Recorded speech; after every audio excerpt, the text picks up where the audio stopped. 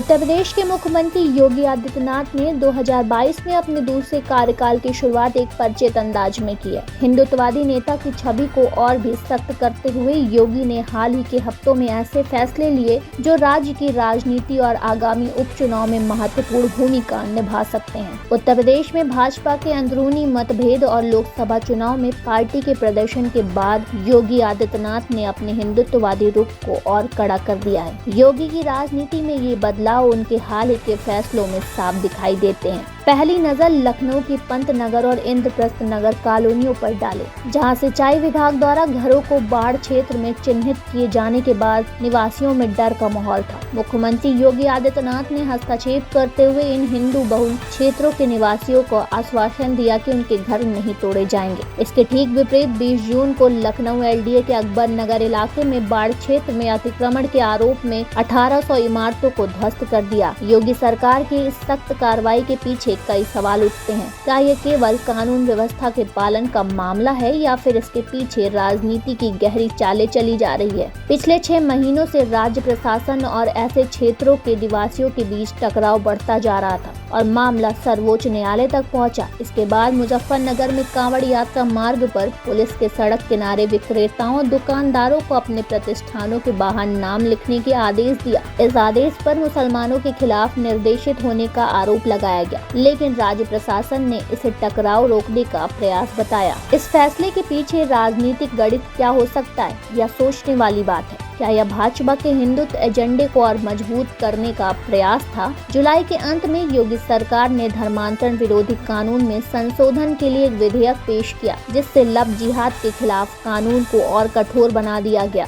इस कदम ने योगी आदित्यनाथ की हिंदुत्व की सख्त छवि को फिर से सामने ला दिया। उत्तर प्रदेश में 2021 का यह कानून पहले से ही विवादों में घिरा हुआ था और अब इनमें और संशोधन कर इसे अधिक कठोर बना दिया गया। यह कदम स्पष्ट रूप से 2027 के चुनावों की तैयारी का हिस्सा माना जा रहा है, जहां भाजपा को हिंदू वोटरों के बीच अपनी स्थिति मजबूत करनी है। वहीं योगी सरकार ने एंटी रोमियो स्क्वाड को फिर से सक्रिय करने का आदेश दिया है, जो 2017 में पहली बार योगी के सत्ता में आने पर शुरू किया गया था। यहाँ यह कदम महिलाओं की सुरक्षा के प्रति गंभीरता दर्शाने का प्रयास है या फिर एक राजनीतिक संदेश? साथ ही राम मंदिर निर्माण को एक मील का पत्थर बताते हुए उन्होंने सनातन धर्म को सुरक्षित रखने के लिए अभियान जारी रखने की बात कही। इसी कार्यक्रम में उन्होंने बांग्लादेश में हिंदुओं की स्थिति पर अपनी चिंता व्यक्त की और विपक्ष पर वोट बैंक की राजनीति के कारण चुप्पी साधने का आरोप लगाया। योगी आदित्यनाथ की राजनीतिक यात्रा एक उग्र हिंदूवादी